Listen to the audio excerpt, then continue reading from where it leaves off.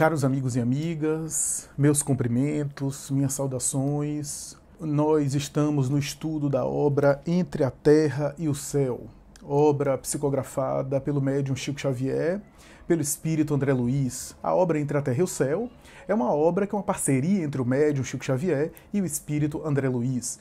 E, como vimos estudando nos últimos vídeos acerca dos capítulos anteriores, aqueles que nos acompanham sabem que a gente estacionou, que a gente se encontra agora no capítulo 11, capítulo que é intitulado pelo autor espiritual como Novos Apontamentos, é o título do capítulo. E esse capítulo dá um prosseguimento, dá um desenvolvimento, faz um desdobramento daquelas questões que foram levantadas no diálogo do capítulo 10 que é intitulado Preciosa Conversação, né? E que realmente houve um diálogo muito precioso, um diálogo com muitos elementos, com um acervo doutrinário importante, com um conjunto de conhecimentos e de conceitos super interessantes que foram trazidos em sua maioria pela personagem Blandina, que se encontra aí em atividade constante e abnegada numa região do mundo espiritual, provavelmente da colônia Nosso Lar, intitulada O Lar da Bênção, ou O Lar da Bênção, né? E esse local é um local específico para cuidar de crianças desencarnadas, melhor dizendo, de espíritos que desencarnaram na forma infantil e que conservam essa forma infantil no plano espiritual, no além.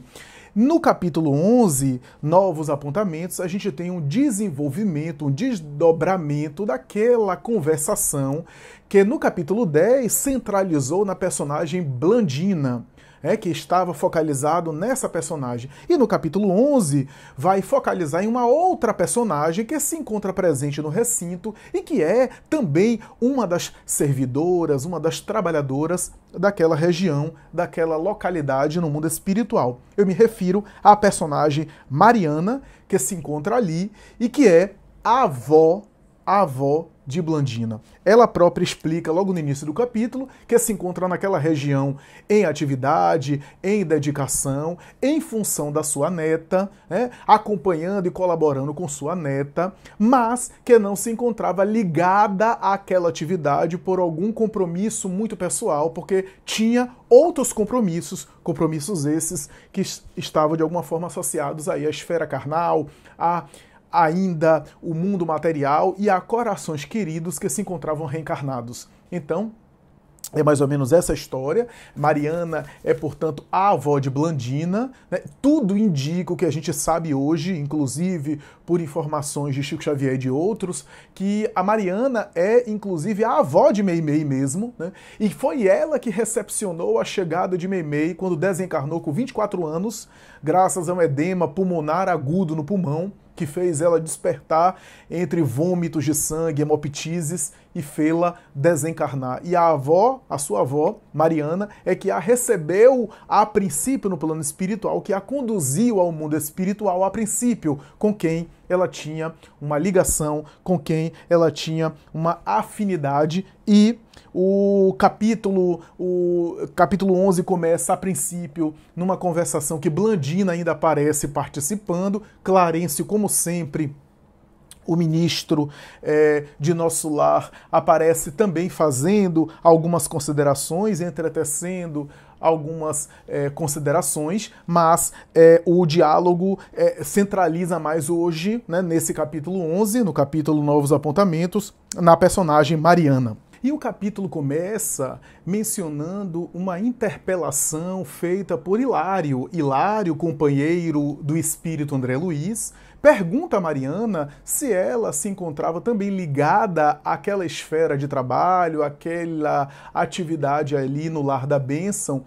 E é interessante notar que Hilário faz essa pergunta, inclusive questionando a ela se ela era a dirigente dos trabalhos. Por quê? Porque Mariana conservava a aparência espiritual de uma idosa, de uma matrona, de uma idosa, que era a forma perispiritual, por certo, a forma perispiritual com a qual ela desencarnou, a avó de Meimei, e conservou essa forma perispiritual de uma senhora idosa. Então, quando ele viu aquela anciã, com aquela postura nobre, veneranda, é claro que se dirigiu a ela perguntando se ela era, de alguma forma, a dirigente dos trabalhos. E ela respondeu que não, que estava muito longe disso. A própria Blandina, parece-me, aqui leitura pessoal, parece-me muito mais envolvida e mais engajada naquela atividade ali, no Lar da Bênção, com aquelas crianças entre aspas, como nós já dissemos, né? Espíritos em formas infantis, né? E a Blandina não se tratava de dirigente dos trabalhos. Aliás, Hilário também pergunta a Blandina se ela era a dirigente dos trabalhos, e ela disse que também não, que não se tratava de alguém ligado ali. Olha que a resposta aqui a Blandina deu. Não me atribua tamanho crédito, tenho tarefas variadas aqui e alhures. Entretanto, sou mera servidora. O nosso educandário guarda mais de 2.000 crianças, mas, sob os meus cuidados, permanece apenas 12. Somos um grande conjunto de lares nos quais muitas almas femininas se reajustam para a venerável missão da maternidade.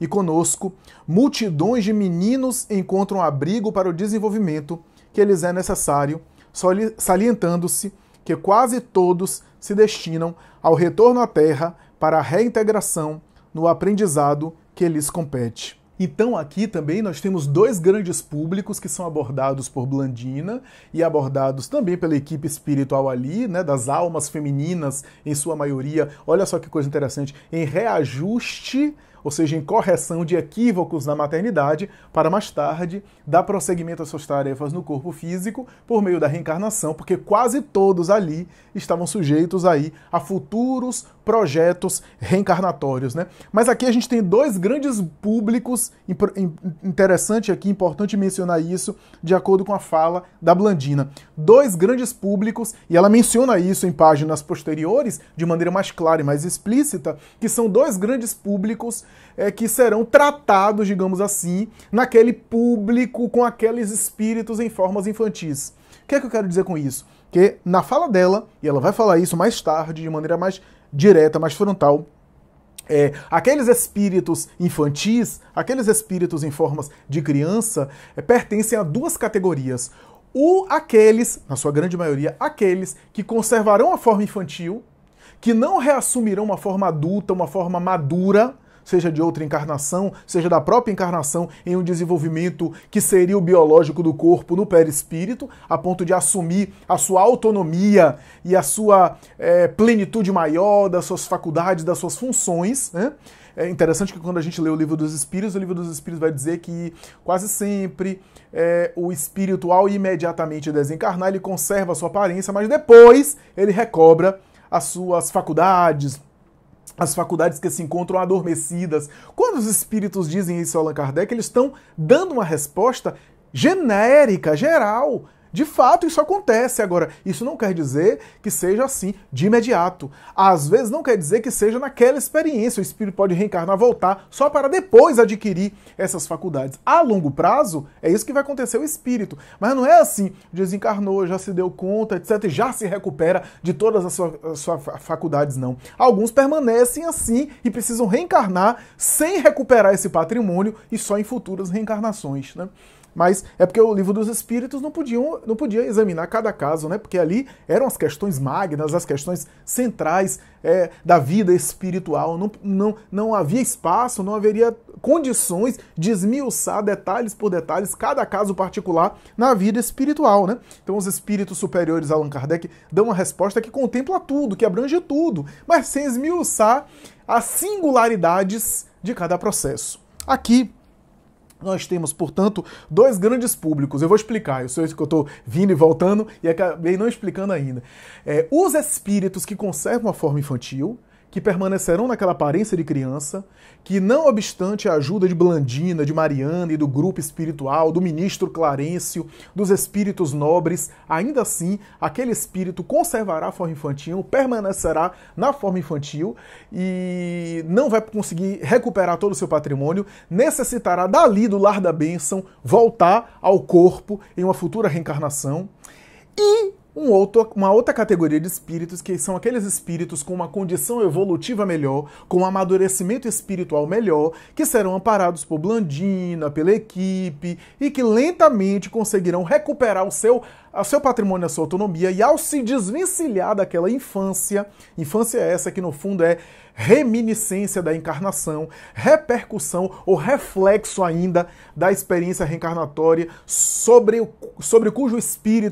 qual o espírito ainda sente, ou do qual o espírito ainda se ressente, e não consegue se liberar, do qual o espírito não consegue se liberar totalmente, mas esse outro grupo, ao ter uma condição evolutiva melhor, ao ter uma maturidade espiritual melhor, vai se desvencilhar aos poucos, com auxílio magnético, com auxílio moral, vai recuperar o seu patrimônio e vai ser encaminhado para as esferas superiores.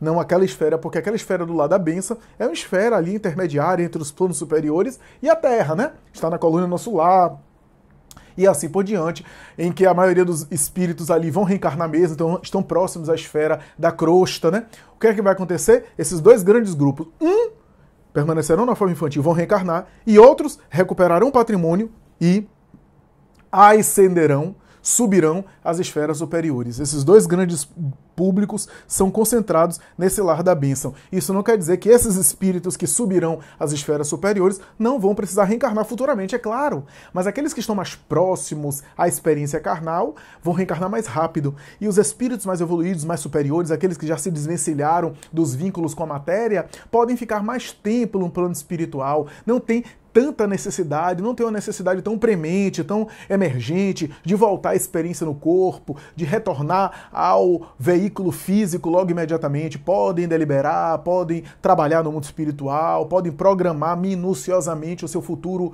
reencarnatório, fazer uma programação reencarnatória mais sofisticada, digamos assim, e isso o livro aborda. Interessante que em determinado momento, então, Hilário e André Luiz perguntam a Blandina como é que era essa coisa das tarefas com as crianças, o que é que se operava, existia a alfabetização ali? E Blandina ficou surpresa com a pergunta, surpresa, e disse, como não? Surpresa porque como é que ele não sabia daquilo, né? Como não?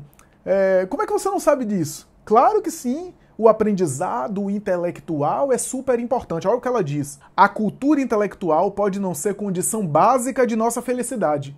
Pode não ser condição básica de nossa felicidade. No entanto, é imperativo de engrandecimento de nossa alma. Quem não sabe ler, não sabe ver como deve. Olha só que bonito ela está colocando. E é verdade, parêntese aqui, os espíritos dizem, Allan Kardec, em O Livro dos Espíritos, que o espírito evolui pelo progresso intelectual e pelo progresso moral. Emmanuel mais tarde vai falar que são duas asas, a asa do amor, ou seja, do sentimento, da moralidade e da sabedoria. Amor e sabedoria são as duas asas que fazem o espírito crescer. Ou melhor, as duas asas de nível evolutivo que indica o progresso espiritual do ser. Ora, a cultura intelectual faz parte dessa evolução intelectual, como diz Kardec, ou a evolução da sabedoria. Aqui eu preciso dizer o seguinte, quando os espíritos, Allan Kardec, aborda essa questão intelectual, e chega a dizer Allan Kardec que o progresso intelectual sempre antecede o moral, mas o moral não o acompanha imediatamente. Quando a gente lê isso ao pé da letra, algumas pessoas não entendem essas assertivas e chegam a dizer, mas como assim? Quanta gente que é evoluída moralmente, que são pessoas boas de sentimento e são incultas, são até rudes do ponto de vista da intelectualidade, do grande voo da inteligência, são espíritos rudes, etc. Não é bem assim, né? Quando a gente fala em progresso intelectual, não é só a titulação acadêmica que a gente faz aqui na Terra, não. Há espíritos que são rudes nessa encarnação, mas são muito sábios. Chico Xavier só tinha até o 4º ano primário. Só foi até o 4º ano primário da escola que ele pôde estudar. Mas é um espírito antigo, um espírito sábio, um espírito com múltiplas inteligências, um espírito que já passeou por várias experiências na intelectualidade, na sabedoria, então guarda esse patrimônio. Quando os espíritos falam em evolução intelectual, não está dizendo apenas da inteligência lógico-matemática, ou da erudição num vocabulário, na forma de expressar, na oratória, na retórica, ou na hermenêutica filosófica. Não é isso não. o que se diz em relação ao progresso intelectual é o progresso do discernimento, é o progresso do amadurecimento no pensar, na reflexão. Então aquele espírito que é moralizado, ele tem também isso. Ele tem, apesar de poder, em uma encarnação, ser até analfabeto. Naquela encarnação é analfabeto. Mas por que, Flávio, você diz isso com tanta certeza? Porque, veja, o progresso moral é o progresso de viver dentro de uma ética, viver dentro de um nível de maturidade de sentimentos. Mas para eu poder viver, vivenciar, exercitar e até colocar em prática, eu preciso primeiro saber. Eu preciso primeiro discernir o que é certo do que é errado para depois viver o que é certo.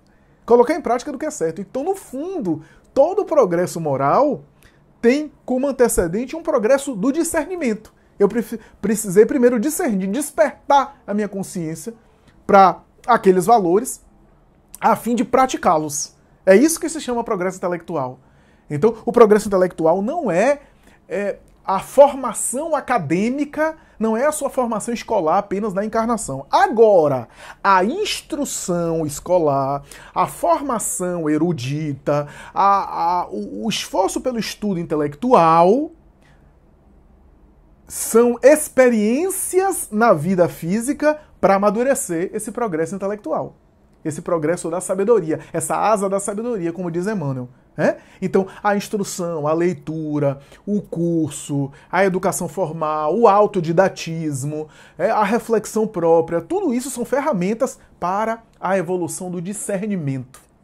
Então, é isso. Eu preciso falar isso porque o que Blandina está falando é curso de alfabetização. Por quê? Porque essa produção, mesmo que seja de instrução formal, vai trabalhando a intelectualidade do sujeito. A intelectualidade do sujeito vai, como consequência, por sua vez, trabalhando o discernimento do sujeito para ele entender a vida de uma maneira melhor. Eu vou citar aqui um exemplo. Um exemplo que não é espiritual, um exemplo humano. Imagine você, aquele sujeito rude, aquele sujeito bastante bruto, bastante limitado, com um temperamento forte, bastante ignorante. Ignorante intelectualmente mesmo. Tô falando da encarnação atual, tá? Tô falando da vida humana. Esse sujeito, aí você pega ele e coloca numa faculdade de, sei lá, engenharia. Ele vai ficar em engenharia, sei lá quantos anos é engenharia? 5 anos. Não sei se é 5 anos ou 4, não sei. Pouco importa. Fez a faculdade. Durante 5 anos ele fez a faculdade. Conseguiu lá, a trancos e barrancos, com dificuldade, porque não tem muito discernimento, não tem muita facilidade na aprendizagem, mas ele se matou, bateu cabeça e conseguiu concluir o curso. Mesmo que ele nunca exerça a profissão de engenheiro, mesmo que ele não tenha suportado aquela faculdade de 5 anos, eu tenho certeza que esse sujeito, depois de 5 anos nessa faculdade de engenharia, ele sai com uma visão diferente, com uma mentalidade diferente em relação ao mundo.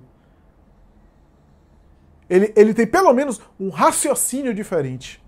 Então, o que é que eu quero dizer com isso? É que a faculdade, de alguma forma, transformou isso. Isso é progresso intelectual. Isso é progresso intelectual. Não é saber as fórmulas matemáticas apenas. Por isso que você pega, mas matemática, pra que trigonometria, pra que análise combinatória, eu não vou ser de exatas. O que vai me agregar saber essas contas, essas equações, essas coisas que eu dou em matemática para o meu futuro? O raciocínio. Aquelas experiências matemáticas talvez você nunca vai aplicar na vida. Mas o exercício que você fez com a matemática no ensino fundamental, no ensino médio, vai de alguma forma dar a você uma visão mais lógico-matemática das coisas. Não é seno A, cosseno B, cosseno A na trigonometria que você vai precisar decorar futuramente. A não ser que você seja de uma área específica na sua profissão. Mas é a forma de raciocinar que vai ser aplicada para outros setores da sua vida. Então aquilo fica em forma de discernimento, em forma de amadurecimento. Ora, meus amigos, isso também evolui o espírito. Isso também progride o espírito. Eu vou dar outros exemplos. Porque Emmanuel vai dizer o seguinte, isso está em Pensamento e Vida, ele vai dizer o seguinte, que na instrução, o sujeito recolhe a sabedoria dos outros de fora para dentro.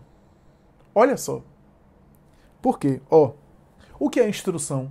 Quando eu leio um livro, eu leio a produção intelectual de outra pessoa, mais experiente do que eu naquela área, mais maduro, mais amadurecido. Quando eu leio vários livros, quando eu tenho uma aula com o professor, eu estou o quê? Ouvindo, recolhendo dele a sabedoria dele para mim.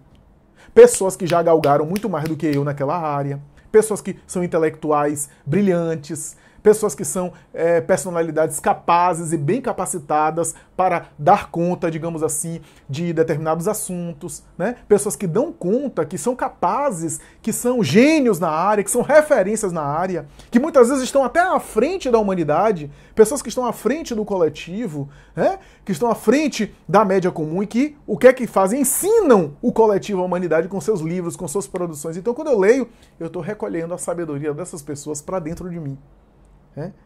E quando eu internalizo e processo aquilo, eu começo a progredir no meu discernimento de dentro para fora. Olha só, que bonito. Então, o que é que eu quero dizer com isso tudo? É que o trabalho intelectual burila também o espírito. E há uma questão no Livro dos Espíritos importantíssima, a questão 898. Olha o que os espíritos falam a Allan Kardec. Pergunta de Kardec. Visto que a vida corporal não passa de uma estada temporária neste mundo, e que o nosso futuro deve constituir objeto da nossa principal preocupação, haverá utilidade em nos esforçarmos por adquirir conhecimentos científicos que apenas se refiram às coisas e às necessidades materiais? Ó a resposta do mundo espiritual. Sem dúvida. Sem dúvida. Primeiramente, isso vos põe em condições de auxiliar os vossos irmãos. Depois, o vosso espírito subirá mais depressa se já houver progredido em inteligência. Nos intervalos das encarnações, aprendereis uma hora o que na Terra demandaria anos de aprendizado. Nenhum conhecimento é inútil. Todos contribuem mais ou menos para o progresso, porque o espírito perfeito tem que saber tudo. E porque, devendo o progresso realizar-se em todos os sentidos, todas as ideias adquiridas ajudam o desenvolvimento do espírito. Então, aqui os espíritos estão dizendo, o trabalho intelectual burila o espírito também. Melhora o ser espiritual também. Você pega um sujeito rude e ele, intelectualmente, se ele começa a amadurecer, ele começa a ficar com atitudes mais brandas, atitudes mais delicadas, menos grosseiras, atitudes mais sutis, porque o intelecto vai amadurecendo ele nesse sentido. O intelecto no sentido do estudo vai amadurecendo ele no sentido do discernimento, porque o progresso intelectual, porque o termo intelectual não é um termo muito legal para a nossa língua, mas era um termo que Kardec tinha. O progresso intelectual que os espíritos dizem é no sentido do discernimento, do progresso do discernimento, né? Da consciência das coisas. E o estudo, o livro, o conhecimento ajuda nesse discernimento, é claro. Então o indivíduo muitas vezes grosso, grosseiro, rude, quando começa a estudar, quando amadurece o estudo, passa a ter hábitos mais sutis, mais delicados, mais refinados. Eu estou falando aqui da etiqueta, eu não estou falando nem da ética. Estou falando da pequena ética, que é a etiqueta. Estou falando das coisas pequenas. Então ele passa a ter até comportamentos mais brandos, né? Então isso vai burilando o espírito. Ele vai tendo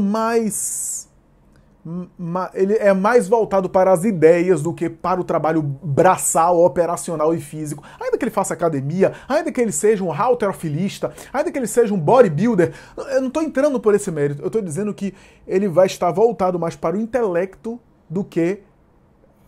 Intelecto aqui no sentido de reflexão, de ideias, do que necessariamente uma vida braçal. Uma vida, sabe aquele sujeito que é só pau para toda obra, aquele sujeito que é só operacional e que não pensa nas coisas? Ele pode continuar sendo operacional, porque ele tem, sei lá, se ele é da musculação, por exemplo, ou se ele tem uma atividade profissional que exige operacional, ele continua sendo operacional, mas agora ele tem reflexão. Então isso tudo acaba mudando, afetando ele. E eu digo mais, o intelecto aqui no sentido da informação, da cultura, ajuda no moral. Também interfere no moral. Afeta a moralidade. Não é absoluto. O intelecto não moraliza o sujeito imediatamente. Quantas pessoas que foram grandes intelectuais e foram pessoas que cometeram crimes hediondos, que foram pessoas bárbaras, mas é uma parte do progresso, não é um progresso todo. E eu não estou falando... E quando os espíritos falam de progresso intelectual, repito, não é só a pessoa ser grande estudiosa naquela encarnação, mas amadurecer o discernimento, que pode amadurecer através do estudo. Nem sempre amadurece imediatamente, mas pode amadurecer através do estudo. Mas o progresso intelectual e também a instrução de maneira geral, é claro que também afeta o espírito. É claro que acaba interferindo no moral. E eu vou dar exemplos. Interfere no moral, sim. Algo que é do conhecimento, algo que é da informação, algo que é do intelecto, pode afetar, digamos assim, a moralidade. Quer ver uma coisa? Quantas vezes no passado, eu estou me referindo aqui ao começo do século XX, até metade do século XX, na televisão, entre grandes pessoas, artistas, etc. As pessoas até famosas apareciam, por exemplo, fumando. Atores e atrizes fumando. Né? Os homens era símbolo de masculinidade, era símbolo de vigor, aparecer fumando, olha só. E aí veio toda a informação, veio todos os casos de câncer no pulmão, de efizema pulmonar, veio toda uma informação. Aquela prática cultural caiu muito. E ao longo dos anos tem caído cada vez mais o tabagismo no mundo. É suficiente? Não, porque a gente vê casos de pessoas bem informadas que continuam fumando. Que são tabagistas contumazes. Porque aí a questão da moralidade não é suficiente o conhecimento, a informação. A informação não é suficiente, não é completamente suficiente. Porque a moralidade tem a ver com colocar em prática algumas coisas que às vezes a gente não está interessado, porque a gente tem prazer naquilo. Afinal, se é um vício, é um prazer, é algo moral. O vício é algo moral. Mas como fez bem as informações, as constatações científicas, as informações sociais, as comprovações do malefício, do quão nocivo é o tabagismo para a vida das pessoas. Como tem diminuído, como diminuiu na época, tem diminuído, cada vez mais está perdendo espaço na sociedade o tabagismo. Mas mais cedo do que a gente imagina, vai ficar como coisa ultrapassada, como uma peça de museu. Então, você vai dizer que a informação não foi importante? Você vai dizer que o conhecimento científico, a informação intelectual sobre aquilo não afetou o moral das pessoas? Quantas pessoas, da minha família mesmo, das gerações de mais velhos, tios, paternos e maternos, que fumavam, e que quando vieram os casos, vieram as informações, botaram em prática de superar o tabagismo e conseguiram. Alguns com mais dificuldades, outros com menos, mas a partir da informação. Então, afeta ou não afeta a moralidade? Então, quando a gente vê hoje o conhecimento sobre a alimentação saudável, uma alimentação mais nutritiva, menos prejudicial à saúde e mais moderada, com menos excessos, a alimentação, etc. Você pensa, mas isso é da ciência, da informação, mas também é do moral. Afinal, os excessos são da esfera do moral também, são vícios. Então, afeta ou não afeta a moralidade, a informação, a cultura, o bom estudo? É suficiente para transformar a pessoa numa pessoa melhor? Não. Mas é, muitas vezes, importantíssimo. Porque é muitas vezes um elemento que incentiva mais, um elemento que ajuda nessa transformação. A consciência de saber, a consciência do que é certo, do que é nocivo, do que não é, ajuda sobremaneira a colocar em prática, a implementar aquilo que se sabe. Então, sem dúvida nenhuma. Mas voltando aqui a André Luiz, porque Mariana fala, ou melhor, Blandina fala sobre essa questão da alfabetização. Então imagina aquela alfabetização com aquelas crianças. Vai lentamente ampliando o discernimento daqueles espíritos para que, através do trabalho intelectual que eles fazem naquela colônia, eles conseguirem emancipar a compreensão deles da vida e poderem mais tarde evoluir mais. Agora vamos para Mariana, que é a personagem principal, a entrevista principal desse capítulo é uma entrevista com Mariana, um diálogo com esse espírito, que é a avó, como eu já falei, a avó de Meimei, a avó de Blandina, que ela se refere, que estava em cooperação com a neta, mas que a tarefa dela mais pessoal era com alguns corações queridos que estavam ainda no corpo, notadamente com relação a um templo católico, a uma instituição católica, de práticas católicas ligada ao mundo, portanto, físico, e que ela se encontrava ligada a essas práticas com essas pessoas aí.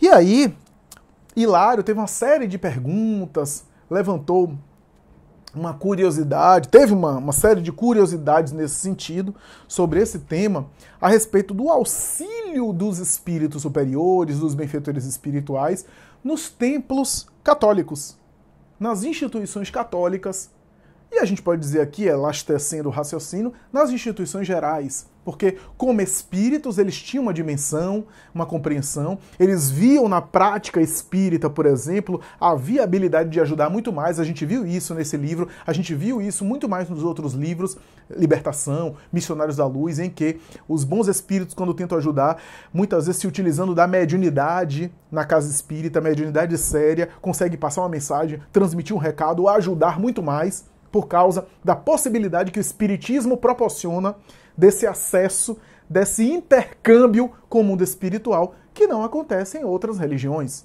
Afinal, algumas religiões não são mediunistas, isso é, não preconizam a prática mediúnica, não tem como hábito e como cultura religiosa dos seus credos o contato, a comunicação com o plano espiritual. Então, como é que se daria isso? A pergunta de Hilário é uma pergunta super interessante, né? Como é que se dá esse contato nesses templos católicos onde não há comunicação mediúnica ostensiva, onde não há acesso ao mundo espiritual ostensivo, onde os católicos, muitas vezes, com algumas exceções de algumas práticas católicas, mas de maneira geral, não se colocam ali para contactar o além-túmulo, digamos assim, né? Como é que se faz isso? E aí as explicações de Clarencio e Mariana começam, então, a também estabelecer algumas colocações. São pérolas, são preciosíssimas, vale a pena ler o texto integral para conhecer essas explicações. A Mariana, inclusive, faz um comentário sobre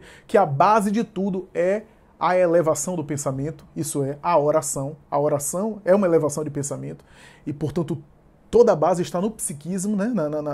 na faculdade anímica do sujeito, ou seja, nos potenciais anímicos, por meio da elevação de pensamento, que estabelece uma conexão, uma comunicação, um contato com o mundo espiritual. E o meio, melhor disso, é a oração. Por isso que ela vai dizer que todos os espíritos bons, quando querem ajudar as criaturas nas instituições religiosas, nos templos religiosos, se aproveitam das orações sinceras para plugar, para conectar-se, para sincronizar as mentes do plano espiritual superior com as mentes que se encontram mergulhadas no corpo físico, que se encontram encarnadas, que se encontram carregando aí o veículo carnal. Então a base é sempre a oração, e através da oração sincera e sentida, a conexão e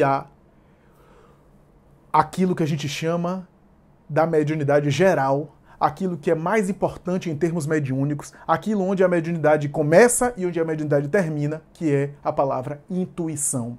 É por meio das intuições espirituais que os bons espíritos transmitem, no momento de uma oração sincera, que a ajuda espiritual acontece em qualquer credo religioso, em qualquer prática religiosa tradicional, em qualquer atividade religiosa social no mundo, é através da intuição essa que é resultado da transmissão de ideias, da assistência de ideias, do envolvimento e do encaminhamento de ideias nas mentes dos encarnados, que ocorre quase sempre quando a mente se abre para a oração. E por isso, a Mariana até vai dizer que em alguns credos a ação do mundo espiritual é praticamente nula. Praticamente nula. Porque são credos que não têm nenhum tipo de sentimento sincero, que as pessoas estão fazendo ali para agradar políticos, para bajular personalidades públicas, era muito comum, né? As missas do passado, ou então para reverenciar um morto cujo parente pagou uma missa para que ele possa ser ali homenageado, o moço, e muitas vezes o parente faz isso para que fique bem visto na sociedade e possa dispor dos seus bens como herdeiro, até alegremente desejando que o morto continue morto, né? Então Mariana faz essa consideração. cita e descreve essas práticas religiosas exteriores, onde o sentimento, o coração não está envolvido, são práticas externas, são práticas apenas sociais, e é claro, nesse sentido, o efeito espiritual, a ajuda espiritual é praticamente nula. Hilário Silva, então, pergunta uma questão muito interessante para Mariana, falando sobre o patrocínio que cada igreja católica tem no mundo por uma cultura católica. Então, tal igreja de Nossa Senhora de não sei o lugar, a outra igreja é de Senhor do Bonfim, a outra igreja é de Santo Fulano de Tal, os santos da igreja católica, né? E aí ele pergunta, esses santos são mentores espirituais dessas igrejas mesmo? Porque os encarnados colocaram o nome daquela igreja, colocando esses santos como patrono, como patrocinadores, patrocínio aqui no sentido de patrono, né? De padrinhos daquelas igrejas. E aí Mariana disse que respondeu que em algumas situações esses espíritos, quando são nobres, quando são superiores, ficam sensibilizados em terem os seus nomes homenageados e em função do bem, em nome do bem, aos seus nomes estarem sendo homenageados, colocando o nome daquela instituição, eles aceitam de bom grado auxiliar aquela instituição. Não necessariamente de forma direta, de forma ostensiva, frontal, mas muitas vezes com a sua equipe espiritual. E quando ele se faz presente, ele também vai. Assim é também no meio espírita, no movimento espírita. Quantas casas são chamadas Casa de Bezerra de Menezes? Bezerra de Menezes, como é um vulto nobre, aceita aquela homenagem e, em nome do bem, tem a sua equipe espiritual que atende e, quando se faz necessário, ele também se faz ali presente. Certa vez eu vi entrevista com o Divaldo, isso na década de 90, que alguém perguntou a ele se a instituição que se chamava Joana de Ângeles, porque a direção da casa colocou o nome de Joana de Ângeles, era uma instituição que estava recentemente fundada, se Joana a auxiliaria e assistiria àquela casa. E Divaldo respondeu, embora eu não possa falar em nome dela, creio que ela deve ficar muito reconhecida por essa manifestação e por essa referência ao seu nome, e não tenho dúvidas de que ela, de alguma forma, vibrará em favor dessa instituição e, se for necessário, auxiliará sim, ajudará sim e se dedicará sim, seja presentemente, seja através da equipe espiritual com a qual ela trabalha, né, e que colabora com ela. Então, essa colocação é super interessante porque atende a essa resposta de Hilário, né? Mariana vai dizer que muitos espíritos nobres atendem, obedecem, né? Ficam reconhecidos, né? Mas o bem é o bem. Eu coloco o nome de uma instituição, mesmo que aquele padrinho espiritual não esteja ali presente, por qualquer motivo que seja porque ele está em outro trabalho, seja porque a equipe dele veio, seja porque ele reencarnou, afinal, esses espíritos não são perfeitos, vão ter que reencarnar. O bem é sempre o bem. Em homenagem àquele espírito, Bezerra de Menezes, Sheila, etc., a gente ora a eles e, é claro, os bons espíritos atendem.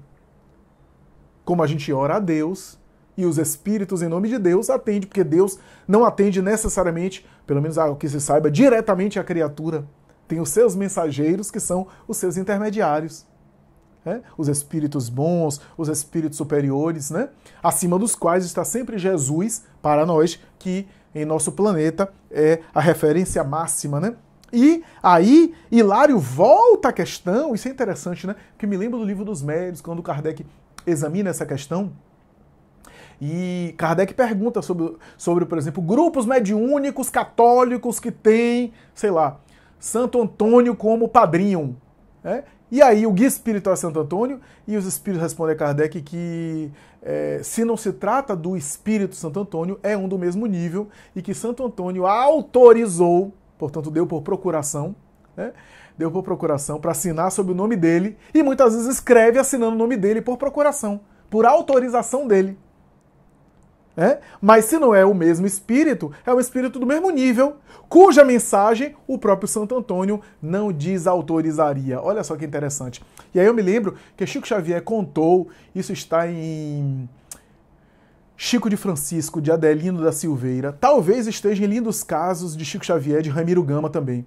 Ele contou que na época da Segunda Guerra Mundial, se não me falha a memória, em 1942, Estevão, o espírito Estevão, chamou Emmanuel e pediu a Emmanuel colaboração para ir à Europa com ele, a fim de resgatar centenas de espíritos que eram ligados ao seu coração. E Estevão convidou ele para passar mais de um ano com ele, auxiliando esses corações queridos que estariam desencarnando. Chico Xavier disse que nesse período de 1942, uma outra entidade foi designada por Emmanuel para ficar no lugar dele. E para assinar Emmanuel, ou seja, por procuração. Ele até deu o nome da entidade, não estou lembrado agora, parece o nome faz alusão a um nome que me parece um nome judeu, um nome de tradução judaica. Não sei se foi Agar, o nome, alguma coisa assim. Mas enfim, essa entidade substituiu Emmanuel nesse período. Então, super interessante isso, né? E assinou em nome de Emmanuel as mensagens que produzia nesse período. E aí, Hilário Silva pergunta a Mariana sobre e os santos falsos? E aqueles pseudo-heróis que não eram heróis, chegam no mundo espiritual e alguém bota o nome lá, de repente, imagine Flávio, aí Flávio tinha uma aparência de santidade, mas não era nada disso. Ao desencarnar, alguém bota Santo Espírita Flávio. E aí, como é que fica? Como acontecia em alguns momentos em alguns santos católicos. Mariana vai responder dizendo que quando se trata dessas ocorrências, um grupo de espíritos do bem superiores se responsabilizam por aquela casa, mesmo em nome daquele patrono espiritual que não tem condição espiritual de ser patrono daquela casa. E ajuda, porque o que importa no mundo espiritual é o bem, é a prática do bem. Pouco importa o nome. Então, isso é super interessante, porque aí a Mariana faz um comentário super profundo, né? Muito interessante sobre essas questões, né? Como o mundo espiritual se movimenta e assim por diante. Eu me lembro, inclusive, um caso de Humberto de Campos, espírito, que ele conta um caso de um santo espanhol que não era santo. Ele tinha uma vida dupla, né? Socialmente ele tinha uma aparência de virtude, mas intimamente ele tinha outro tipo de vida. E ao desencarnar, os seus fiéis, foi canonizado, ou foi beatificado, sei lá, pelo Vaticano, e os seus fiéis começavam a orar por ele, pedindo ajuda para ele para os problemas. Sabe o que acontecia? Ao orar, ele, como não tinha condição superior espiritual, de se blindar inclusive disso, ou de atender esses pedidos com tranquilidade, com serenidade, ele era arrastado para os locais. Então um fiel orava pedindo ajuda para ele, ele era arrastado por uma espécie de evocação que esses fiéis faziam. E aí outro sujeito orava para ele, olha ele sendo arrastado para lá. E ele viveu um tormento, porque ele tinha uma aparência de santo que não era, e viveu nessa perturbação, né? Sendo evocado, sendo arrastado para lá e para cá, porque não tinha a condição espiritual realmente de um espírito santificado para atender esses pedidos, para receber esses pedidos com serenidade, porque ainda estava chumbado à terra, estava ainda preso à atmosfera terrestre, ainda com os vínculos e os conflitos com a matéria, as paixões humanas e assim por diante. Então, é um caso super interessante desse santo espanhol, que Humberto de Campos conta nesse sentido. O que significa dizer que o sujeito que ora, mesmo orando para um herói de virtude que não é, um espírito que parece santo, mas não é, a sua oração, quando sincera, quando sentida, chega aos planos superiores, e alcança, digamos assim, as entidades realmente capazes de nos atender.